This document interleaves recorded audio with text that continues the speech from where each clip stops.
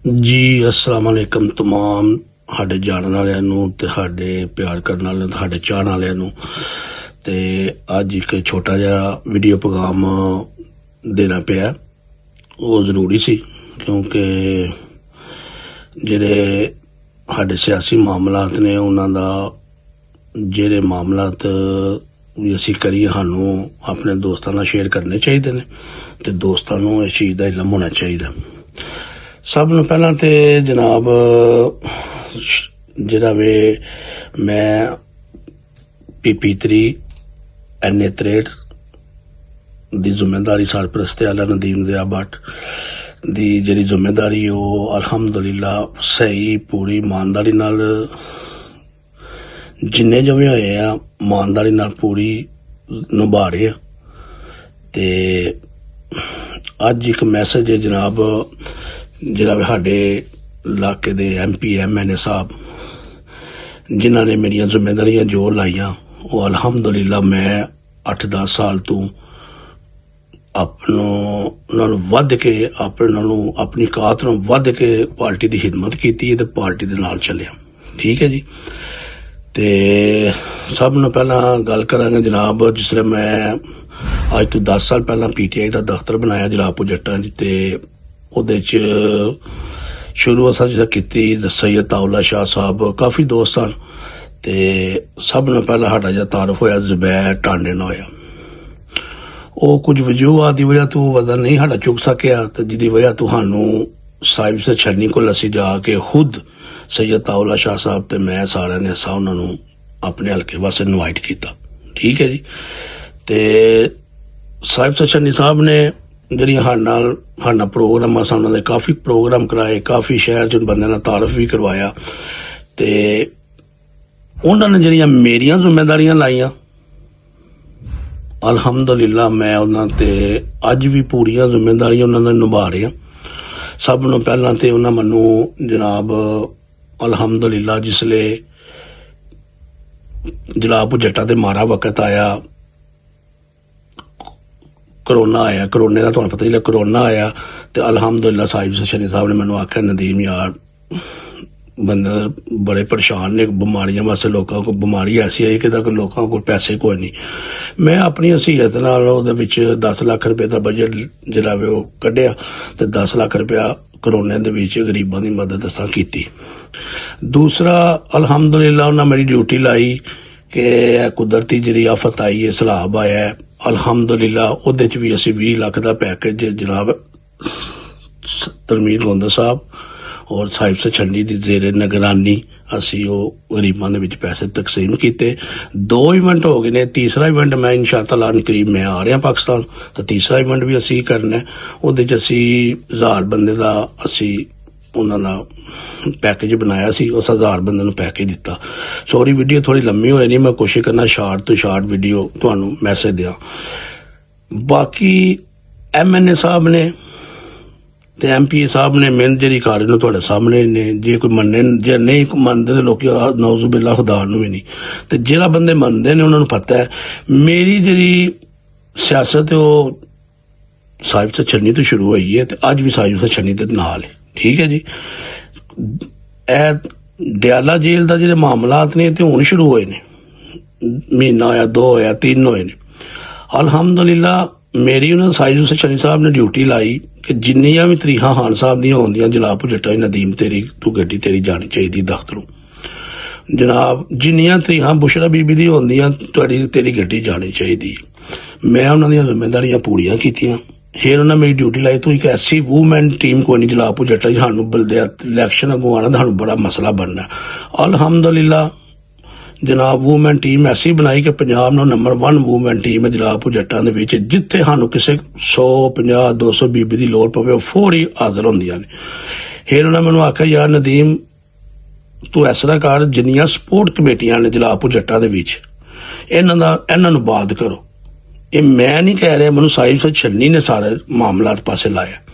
ਮੈਂ ਜਨਾਬ ਉਹਨਾਂ ਦਾ ਸਾਲਾਨਾ ਲੱਖ ਰੁਪਇਆ ਲਾਇਆ।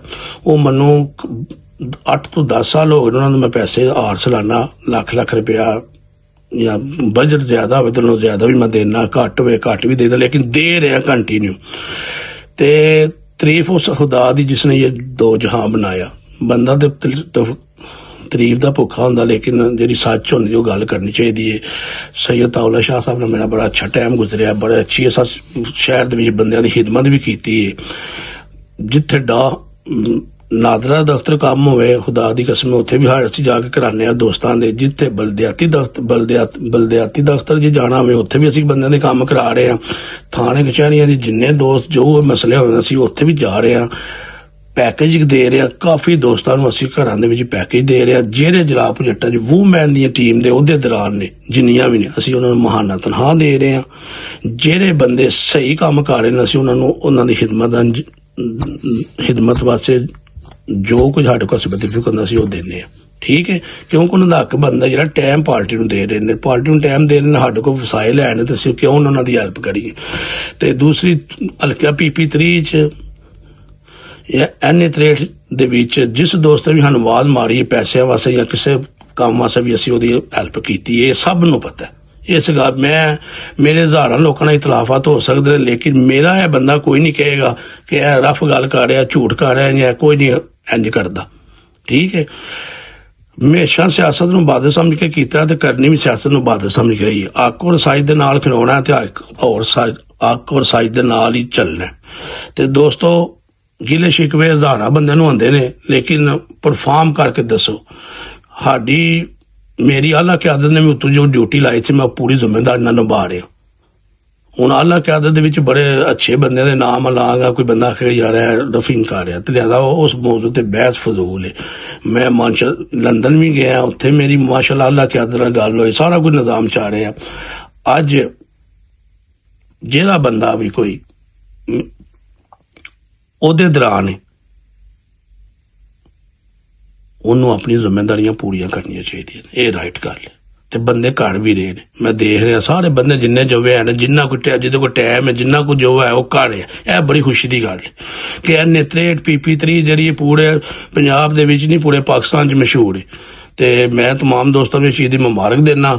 ਚਲੋ ਕੁਝ ਦੋਸਤ ਇਖਤਲਾਫਾਤ ਰੱਖਦੇ ਨੇ, ਰਾਈਟ ਤੇ ਰੱਖਦੇ ਨੇ ਜਾਂ ਜਿਸ ਸਮੇਂ ਰੱਖਦੇ ਨੇ, ਅੱਲਾਹ ਤਾਲਾ ਕੋਈ ਐਸਾ ਮਾਹੌਲ ਬਣਾਏਗਾ ਅਸੀਂ ਇੱਕ ਹੋਵਾਂਗੇ, ਇੱਕ ਇਖਤਲਾਫਾਤ ਖਤਮ ਕਰਾਂਗੇ ਪਾਰਟੀ ਵਾਸਤੇ, ਖਾਨ ਸਾਹਿਬ ਵਾਸਤੇ। ਤੇ ਸਭ ਨੂੰ ਪਹਿਲਾਂ ਖਾਨ ਸਾਹਿਬ, ਪਾਰਟੀ, ਫਿਰ ਬਾਅਦ 'ਚ ਕੋਈ ਹੋਰ ਚੀਜ਼। ਤੇ ਯਾਰ ਇਹ ਚੀਜ਼ਾਂ ਨਾ ਕਿਹਾ ਕਰੋ ਉਹ ਕੰਮ ਨਹੀਂ ਕਰ ਰਿਹਾ, ਉਹ ਕਿੱਥੇ ਵੀ ਉਹਨਾਂ ਦੀਆਂ ਟੀਮਾਂ ਮੌਜੂਦ ਨੇ। ਸਾਡੀਆਂ ਦੀ 80 ਜਿਹੜੇ ਬੰਦੇ ਉਹਦੇ ਦੌਰਾਨ ਨੇ, ਉਹਦਾ ਲੈਣਾ ਸੌਖਾ ਕੰਮ ਨਹੀਂ, ਉਹਦਾ ਇੱਕ ਜ਼ਿੰਮੇਵਾਰੀ ਹੈ। ਤੇ ਜ਼ਿੰਮੇਵਾਰੀ ਜਿਹੜਾ ਬੰਦਾ ਨਹੀਂ ਨਾ ਨਿਭਾਉਂਦਾ ਉਹ ਬੰਦਾ ਨਹੀਂ ਹੈ। ਤੇ ਦੂਜੀ ਗੱਲ ਆ ਗਈ ਜਨਾਬ MP ਸਾਹਿਬ ਧਰਮਵੀਰ ਗੋਂਦਾ ਸਾਹਿਬ ਦੀ, ਮੇਰੀ ਉਹਨਾਂ ਨਾਲ ਬੜੀ ਮੁਖਾਲਫਤ ਰਹੀ, ਲੇਕਿਨ ਮੁਖਾਲਫਤ ਇੰਝ ਹੀ ਰਹੀ ਹੈ ਕਿ ਤੂੰ ਕੌਣ ਤੇ ਮੈਂ ਕੌਣ, ਜਾਣ ਪਛਾਣ ਕੋਈ ਨਹੀਂ। ਜਿਸਲੇ ਤਲਕ ਬਣਿਆ ਖੁਦਾ ਪਾਕ ਦੀ ਕਸਮੇ ਉਹਨਾਂ ਜਿਹਾ ਬੰਦਾ ਹੀ ਕੋਈ ਨਹੀਂ ਜਿਹੜਾ ਹਰ ਗੱਲ ਰਾਈਟ ਤੇ ਕੰਪਰੋਮਾਈਜ਼ ਕਰਦਾ, ਨੈਗੇਟਿਵ ਸੋਚ ਨਹੀਂ ਰੱਖਦਾ।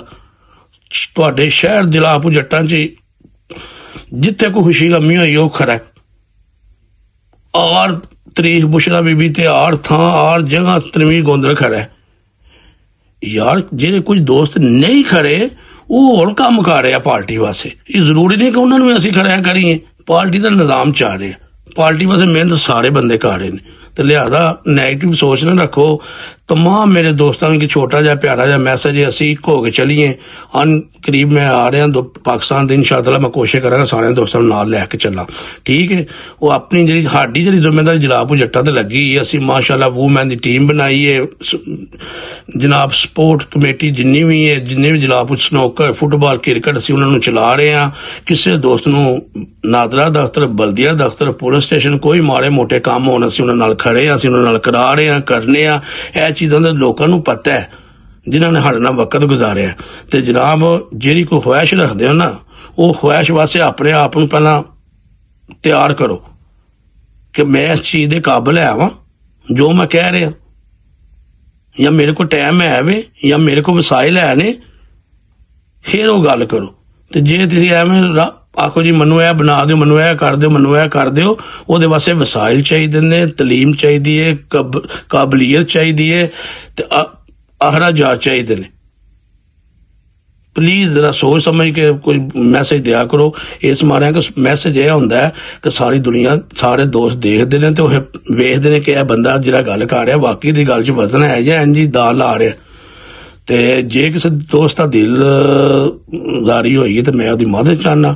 ਸਿਰਫ ਤਮਾਮ ਦੋਸਤ ਜਿੰਨੇ ਵੀ ਨੇ ਮਿਹਨਤ ਪਾਰਟੀ ਵਾਸਤੇ ਕਰੋ, ਪਾਰਟੀ ਨੂੰ ਅੱਗੇ ਰੱਖੋ। ਆਪਸ ਚ ਇਤਲਾਫਾਤ ਅਸੀਂ ਕਰਕੇ ਅੱਜ ਗਰੁੱਪਾਂ ਦਾ ਜਿਹੜਾ ਹਾਲ ਹੈ ਤੁਸੀਂ ਦੇਖ ਲਓ, ਕੋਈ ਬੰਦਾ ਗੱਲ ਗਰੁੱਪ ਚ ਨਹੀਂ ਕਰ ਰਿਹਾ, ਜੇ ਕੋਈ ਗੱਲ ਕਰਦਾ ਉਹਦੇ ਕੱਪੜੇ ਲਾਏ ਜਾਂਦੇ ਨੇ।